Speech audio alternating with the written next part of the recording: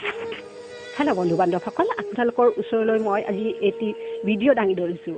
ভিডিঅ'টোৰ নাম হ'ল বিশ্ব প্ৰাকৃতিক দিৱস।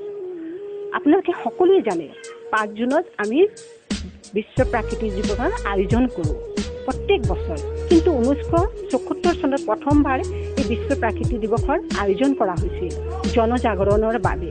আমি যিখন পৃথিৱীত আছোঁ তাৰ চাৰিওফালে থকা পৰ্বত, পাহাৰ, গছ, লতা, নদ, নদী, জল, স্থল, ভূমি, বায়ু, জীৱ জন্তু সকলোকে লৈ প্ৰাকৃতি বুলি কোৱা হয়।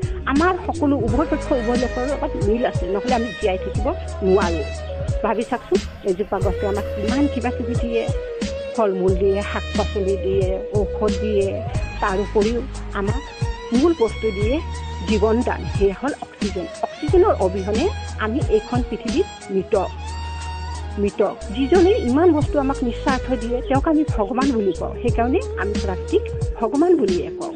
কিন্তু কিছুমান কুসংস্কাৰ মানুহে নিজৰ স্বাৰ্থৰ কাৰণে কিছুমান গছ গছনি কাটি তাত ডাঙৰ ডাঙৰ কল কাৰখানা বনাই তাৰ পৰা ওলোৱা ধোঁৱাই গোটেই বাতাবৰণক দূষিত কৰি তুলিছে।